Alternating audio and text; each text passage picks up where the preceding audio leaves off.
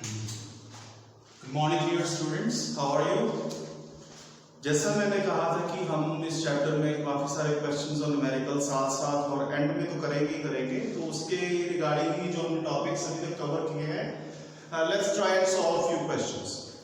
Okay, let's have a look at the first one. A man travels a distance of 1.5 meter towards the east. हम by this line dimension, जैसे आप geography में करते हैं, ये directions को कुछ ऐसा ले लेंगे, east, north, west, south. Now, if the man travels 1.5 meter towards east, ये पॉइंट हम स्टार्टिंग ले लेते हैं A, ये पहुंच गया जी B पे, ईस्ट की तरफ चलते हुए। Okay, then 2 meter towards the south. तो साउथ थोड़ा नीचे आ गया इधर, तो ये इस तरफ आ गया, पहुंच गया पॉइंट C पे, ये आपका इस तरफ ऐसे 2 मीटर हो गया। Okay, and then finally he takes 4.5 meter towards the east. East, remember guys, is this side. तो ये आपका 4.5 मीटर हो गया और वो पहुंच गया पॉइंट B पे। तो वो A से स्टार्ट किया, this is your starting point, and he reached B, this is the finishing point, this is the final position of that person. Okay, now what we have to do is, question में है calculate the total distance travelled and also find the final displacement. Okay, for distance travelled we know the first part, so that is pretty easy. We have to just calculate the total path covered by the person. So that would be 1.5 plus 2 plus 4.5, in total we get 8 meter. That is your answer. Okay? So displacement part इसमें थोड़ा सा tricky रहेगा, तो हम क्या करेंगे, हमें ये shortest path as per the definition of displacement, we need to find the shortest path. तो आप क्या करेंगे, कंस्ट्रक्शन A से B पॉइंट को मिला दीजिए, ठीक है, और फिर 1.5 मीटर इस तरफ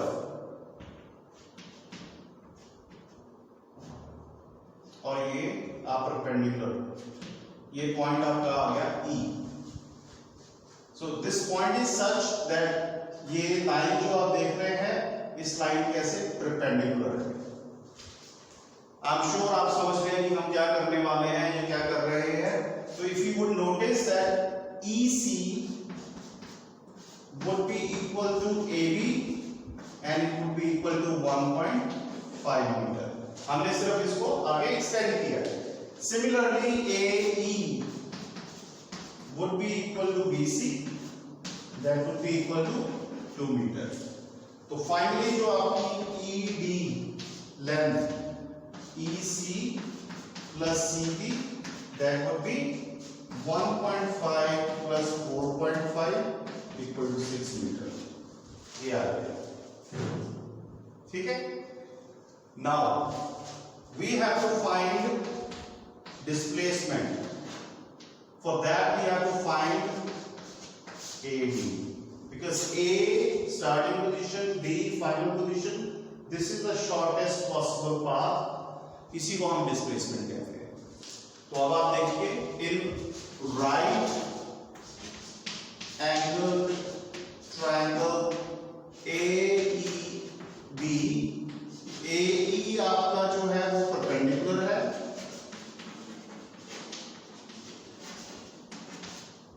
इसमें EB बेस बन जाएगा, and then AB is hypotenuse.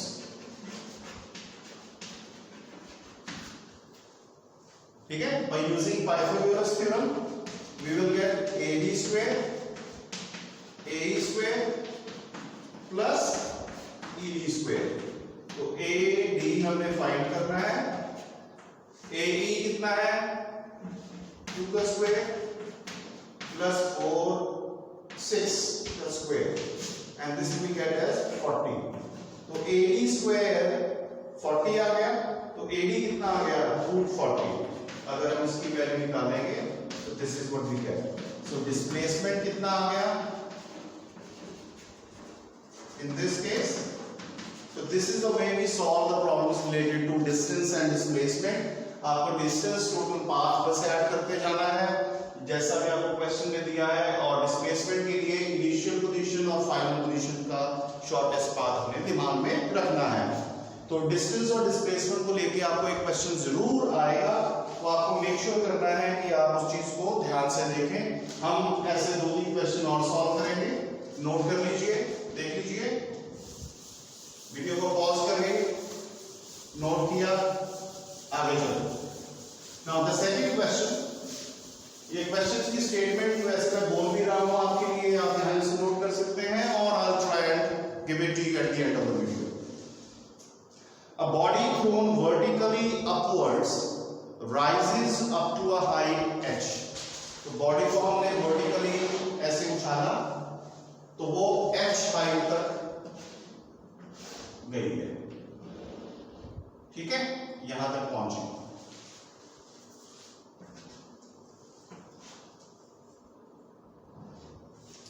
And then it comes back to the initial position and ये ऊपर गई, ऊपर से ऐसे नीचे वापस इनिशियल पोजीशन। इनिशियल पोजीशन का मतलब ये है कि ये सारा रेफरेंस सेम है, वैसे तो ये दिखाने के लिए है, नहीं तो हम ऐसे अगर थ्रो करते हैं तो हमारे पास ये बॉडी उसी पोजीशन पे आती है जैसे गई है। प्रैक्टिकली व्हाट वुड हैपन, ये ऐसे जाएगी और ये ऐसे ही वापस आएगी। It is just to show you कि ऐसे वो हाइट तक गई और वापस आ गई, ठीक है। Now what we have to find is we have to find the total distance travelled by the body and the displacement of the body. Easy. Total distance के लिए क्या करना पड़ेगा? डिस्टेंस क्या होगा? h ऊपर गई, टोटल पाथ कवर्ड, h ऊपर और h नीचे। ये आपको नोट करना है, ये जो वर्टिकली अपवर्ड डायरेक्शन में जा रही है इसको हम एसेंट कहते हैं, और जो नीचे जब आती है वर्टिकली डाउन उसको डिसेंट कहते हैं, ठीक है। सो ये फिजिक्स में हम टर्म्स यूज करते हैं। टोटल डिस्टेंस आपका कितना आ गया? 2h as far as the displacement is concern. ये इनिशियल पोजीशन, स्टार्टिंग पोजीशन यही थी, यहां से चली, घूम के वापस यहीं पे आ गई। Initial position final position same, तो डिस्प्लेसमेंट क्या हो गया? 0, ठीक है। Then moving on to the third question. इस टाइप का क्वेश्चन काफी इंपॉर्टेंट रहेगा, डिफरेंट फॉर्म्स में आता है। इसकी स्टेटमेंट मैं ध्यान से बोलता हूं, आप इसको सुनिए। An athlete completes one round of a circular track of diameter 200 metre in 40 seconds. एक एथलीट सर्कुलर ट्रैक पे जिसका की डायमीटर 200 मीटर गिवन है, तो एक एथलीट ये सर्कुलर ट्रैक का एक चक्कर 40 सेकंड्स में लगा देता है। Time taken to complete one round. जो जो गिवन है आप पहले लिखते रहिए, ये हमें ये it's a very good habit, it always help you to solve mathematical problems very easily. 40 seconds, ठीक है। तो डायमीटर गिवन है हमें 200 मीटर। आगे क्या क्वेश्चन में देखिए, what will be his distance and displacement. तो हमें डिस्टेंस निकालना है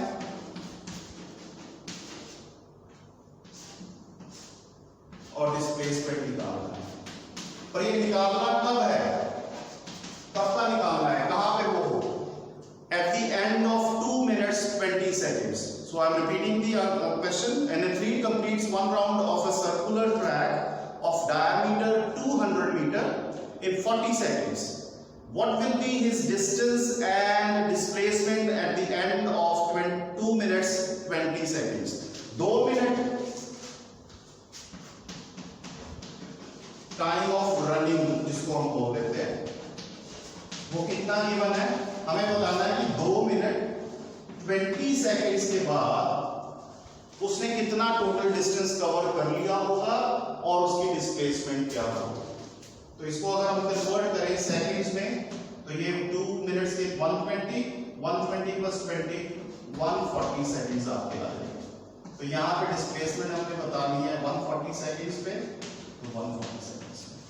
ठीक है, इस क्वेश्चन को हम दो पार्ट में डिवाइड कर देंगे to calculate the distance and there are two methods as well to solve this problem. Let's try the first one with distance. अब डिस्टेंस हमें निकालना है। टू नो द डिस्टेंस कि कितना डिस्टेंस ट्रेवल करेगा, हमें टाइम तो पता है पर स्पीड नहीं पता। तो हमें कैलकुलेट क्या करनी पड़ेगी, जो इंफॉर्मेशन हमें ये गिवन है कि स्पीड कितनी है। अब देखिए एक राउंड को 40 सेकंड्स में करता है, तो अगर हमें डिस्टेंस कैलकुलेट करना है कि उसने कितना एक राउंड में कितना डिस्टेंस कवर किया। मान लीजिए उसने ए पोजीशन से स्टार्ट किया, तो उसका ये राउंड ऐसे से जाएगा। ये क्या है, absolutely right, this is the circumference of the circular track. So distance covered in one round is equal to the circumference of circular track. क्या होगा, जो सर्कुलर ट्रैक का है उसका सर्कमफ्रेंस। सर्कमफ्रेंस को हम कैसे लिखते हैं, 2 पाई r, और 2 टाइम्स r क्या होता है, डायमीटर। ठीक है, तो आप ऐसा भी कर सकते हैं, डायमीटर अगर 200 है आप रेडियस 100 मीटर ले लीजिए, 100 की वैल्यू यहाँ पुट हो जाएगी। या फिर आप 2 into r डायमीटर लिख सकते हैं, तो डायमीटर की वैल्यू पुट कर दीजिए। अब ये क्या होती है value, 3.14 into 200। This is the distance travelled in one round. ये कितना आया, मीटर। इसको अगर आप सॉल्व करेंगे, this is how much you get, 628.3 metre. ठीक है, तो ये डिस्टेंस जो है एक राउंड में इतना है। अगर हम ये कैलकुलेट कर लें कि 40 सेकंड्स में वो एक राउंड कंप्लीट करता है, तो 140 सेकंड्स में कितने राउंड कंप्लीट करता होगा, तो डिस्टेंस निकल आएगा। ठीक है, तो if in 40 seconds athlete completes 1 round, तो 1 सेकेंड में कितना करेगा, 1/40, और 140 सेकेंड्स में कितना करेगा, 1/40 into 140। इसकी अगर आप कटिंग करेंगे तो ये आपके पास 3.5 राउंड्स आ गए। इसका मतलब 3.5 राउंड, 3.5 चक्कर वो लगा लेगा 140 सेकेंड्स में। ठीक है, अब हमें डिस्टेंस कैलकुलेट करना है। एक राउंड में इतने मीटर है, तो 3.5 राउंड में कितने होंगे। So if in 1 round distance covered is equal to कितना है, 628.3 मीटर। तो 3.5 राउंड्स में कितने होंगे, 628.3 into 3.5 अप्रॉक्सीमेटली 2199.5 समथिंग आ जाएगा, जिसको कि आप अप्रॉक्सीमेटली 2200 मीटर लिख सकते हैं। So this is the distance covered. ठीक है, नोट कर लीजिए, इसको समझ लीजिए। Again for your convenience I am repeating, एक राउंड के लिए 40 सेकंड्स हैं, हमें बताना है डिस्टेंस डिस्प्लेसमेंट 2 मिनट्स 20 सेकंड्स में कितनी हो जाएगी। इसको हमने कन्वर्ट कर लिया सेकंड्स में, 140 सेकंड्स आ गए। हमने निकाला कि एक राउंड में डिस्टेंस कितना कवर होता है, which is equal to the circumference 2 pi r, जिसको हम पाई d भी लिख सकते हैं, इसको मल्टीप्लाई किया, this is what we get 628.3 metre. Now we calculated how many rounds have been has the athlete completed। तो 40 सेकंड्स में एक राउंड, 140 सेकंड्स में 1/40 into 140 3.5 राउंड, 3.5 राउंड्स, जिसका हमने डिस्टेंस कैलकुलेट कर लिया, gives us 2200 मीटर। अब देखिए ध्यान से,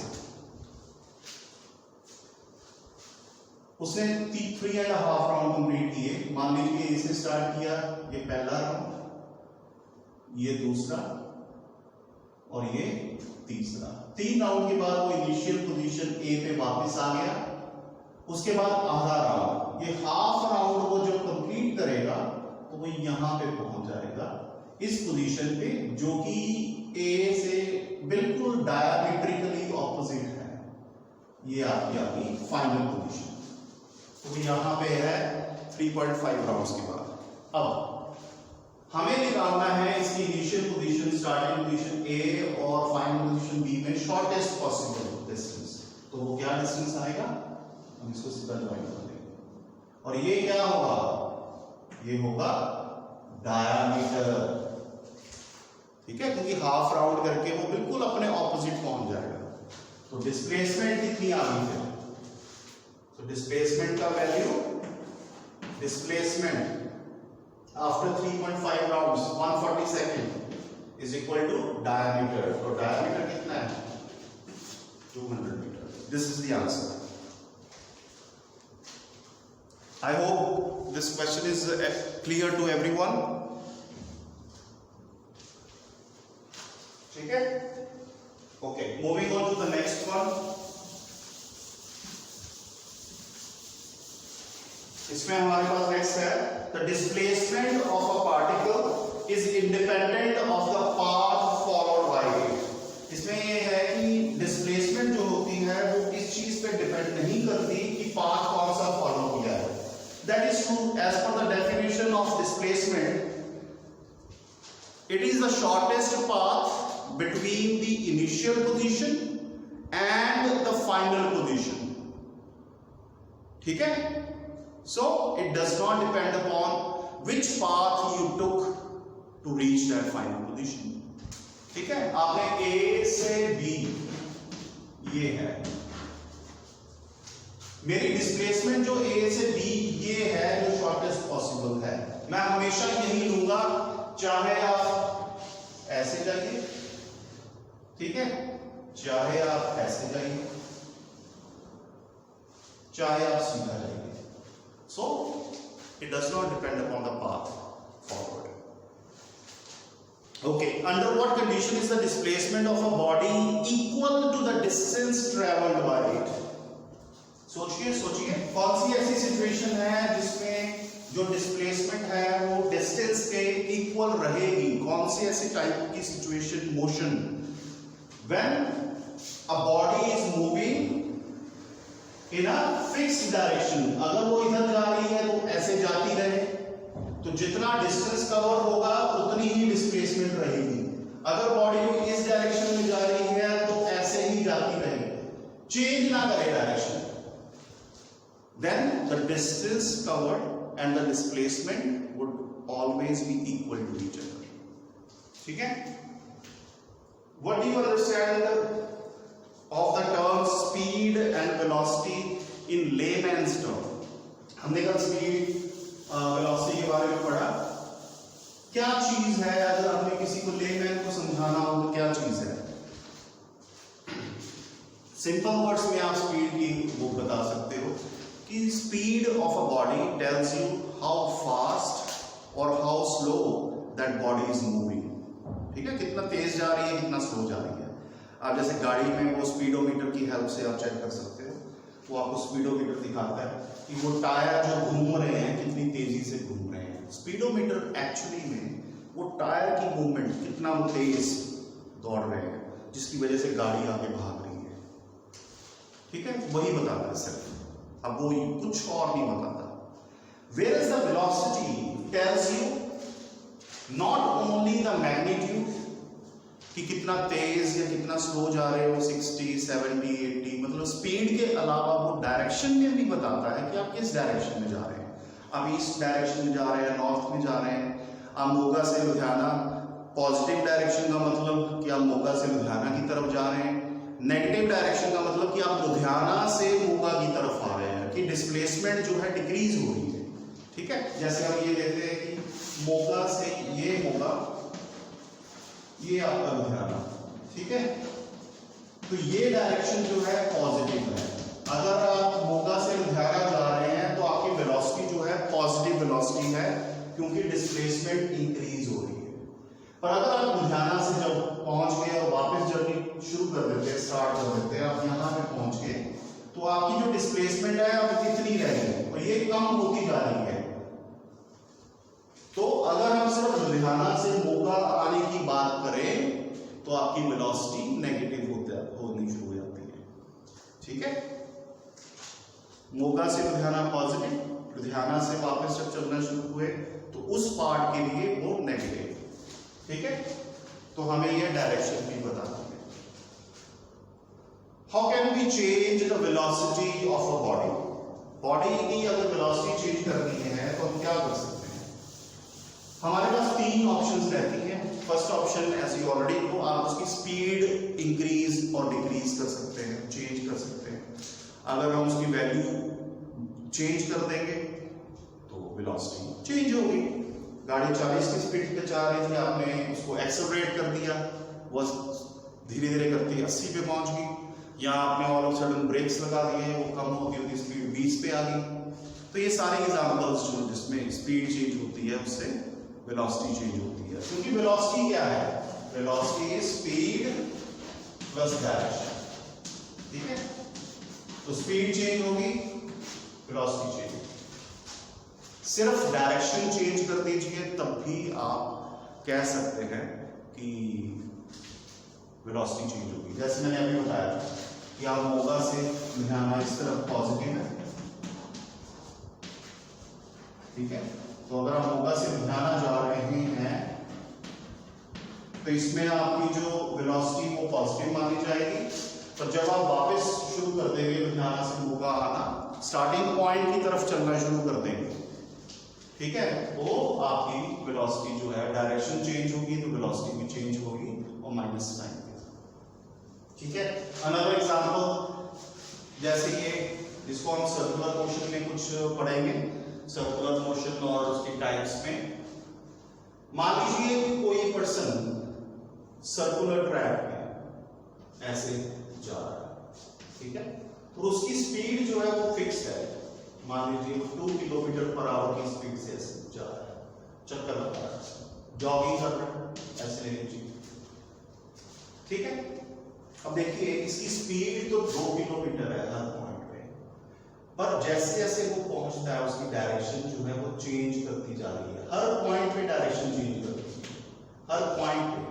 यहां पे जिस पॉइंट पे आपको करना है आप टेंजेंट ड्रॉ कर दीजिए, वो उसकी डायरेक्शन होती है। ठीक है, तो डायरेक्शन जो भी चेंज कर रही है, हालांकि स्पीड सेम है, इसको हम बोलते हैं कि कोई यूनिफॉर्म स्पीड से जा रहा है, बट क्योंकि डायरेक्शन चेंज कर रही है तो हम बोलते हैं कि ये मोशन वेरिएबल वेलोसिटी वाला है। ठीक है, तो वेलोसिटी हैज चेंज्ड। और थर्ड, आप स्पीड और डायरेक्शन दोनों को चेंज कर सकते हैं वेलोसिटी चेंज करने के लिए। ठीक है, so this is what we have. Okay, the next question that we have is, a car is moving on a straight line path and it covers a distance of 1 kilometer due east in 100 seconds. तो ऐसे east की तरफ, जैसे हमने direction convention पहले ली हुई है, ये ईस्ट है, 100 किलोमीटर ये डिस्टेंस ट्रेवल किया from A to B 100 seconds में, काफी फास्ट है, सॉरी इट्स 1 किलोमीटर।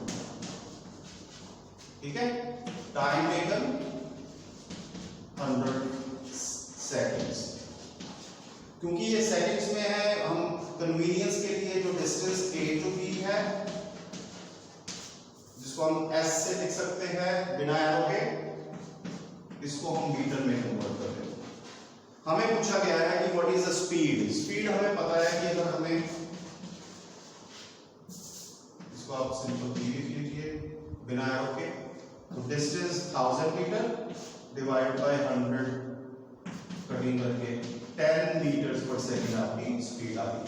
अब हमें बोला है वेलोसिटी, वेलोसिटी ऐसे वेक्टर से लिखेंगे, ठीक है। अब ए से बी इनिशियल पोजीशन और फाइनल पोजीशन में कितना शॉर्टेस्ट पाथ है, सेम 1 किलोमीटर, तो यहां पे आ जाएगा 1000 metre. Same time taken is 10 metres per second.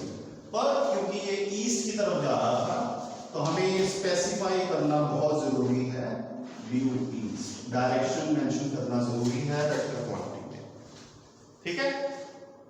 हालांकि मैग्नीट्यूड दोनों का सेम है और ये एक एग्जांपल है जब एक फिक्स्ड डायरेक्शन में मूव हो रहा है तो डिस्टेंस कवर्ड भी सेम होएगा डिस्प्लेसमेंट के, और स्पीड जो है वो मैग्नीट्यूड और वेलोसिटी का मैग्नीट्यूड सेम आएगा, ठीक है, when the body is moving in a fixed direction. Okay, next is a train takes 2 hour to reach station B from station A. तो यहां पे हम स्टेशन बना लेते हैं ए, ये बी, तो वो 2 आवर्स अगर इस तरफ जा रहे हैं तो 2 घंटे लगते हैं और वापस आने में उसको 3 घंटे लगेंगे, ठीक है। ट्रैफिक में कुछ problem. Okay, the distance between the two station, distance जो है ए टू बी हमें गिवन है without arrow S, that is 200 kilometre given है, ठीक है। हमें डिस्टेंस बताना है दोनों, एवरेज स्पीड क्या है, क्योंकि वो ए से बी स्टेशन गया फिर बी से वापस ए आ गया, तो अगर हमें डिस्टेंस निकालना है, टोटल डिस्टेंस जो हो जाएगा वो कितना हो जाएगा, अगर हमें टोटल निकालना है तो उसमें बी टू ए भी आ जाएगा, तो ये हो जाएगा 200 प्लस 200 400 किलोमीटर, तो ये आपका टोटल डिस्टेंस आ गया। तो टोटल टाइम कितना है, क्योंकि एवरेज वेलोसिटी क्या होती है, it is the ratio of total distance covered by a body to total time taken. कोई और फॉर्मूला नहीं सोचना है, कोई कुछ नहीं करना है, आपको टोटल डिस्टेंस निकालना है, टोटल टाइम निकालना है और बाद में उनकी डिवीजन कर देनी है, उनकी रेशियो निकाल देनी है। तो एवरेज स्पीड जो है is equal to total distance covered 400 divided by total time 5, 80 kilometre per hour आपकी एवरेज स्पीड आ गई। एवरेज वेलोसिटी, एवरेज वेलोसिटी का कॉन्सेप्ट कुछ एवरेज स्पीड जैसा ही है, मैं यहाँ पे आपको थोड़ा एक्सप्लेन करता हूँ। एवरेज वेलोसिटी जो है, जैसे एवरेज स्पीड हम निकालते हैं वैसे ही average velocity, it is a ratio of total displacement. अगर मैंने अभी तक कवर नहीं किया है तो मैं ये आगे कवर करूंगा इसको, total displacement to total time, distance की जगह बस डिस्प्लेसमेंट आ जाएगा, ठीक है। तो विच इज, अब ए से शुरू करके बी तक गया, बी से ए फिर वापस आ गया, तो कितनी डिस्प्लेसमेंट हुई है, 0 divided by average velocity is 0। This is one example when average speed is not 0 but average velocity is 0। क्या एग्जांपल है, the body has return back to its original position. अगर बॉडी वापस आ जाए ओरिजिनल पोजीशन स्टार्टिंग पॉइंट पे, तो उस case में एवरेज स्पीड तो 0 नहीं होगी पर एवरेज वेलोसिटी 0 होगी। सिमिलरली इन सर्कुलर मोशन, अगर कोई पर्सन ए से स्टार्ट करके वापस एक चक्कर लगा के वापस यहां पे आ जाए, तो उसकी एवरेज स्पीड तो होएगी 2 पाई आर, और कितना टाइम लगा, ये आप ऐसे निकाल सकते हैं एवरेज स्पीड। पर उसकी जो एवरेज वेलोसिटी है, क्योंकि वो डिस्प्लेसमेंट 0 हो गई, तो एवरेज वेलोसिटी क्या हो जाएगी, 0। Okay, so this is a few questions that I want to discuss with you. I hope you liked it, enjoyed the video. Please go through it, make sure you know the concept is clear, and we will take up some more.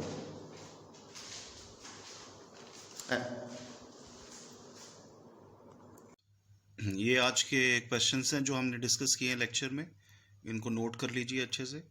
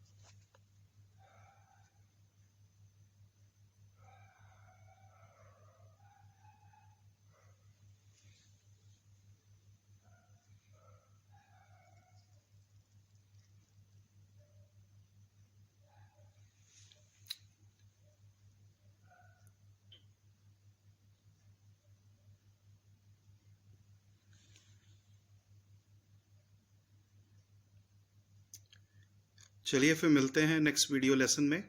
Take care till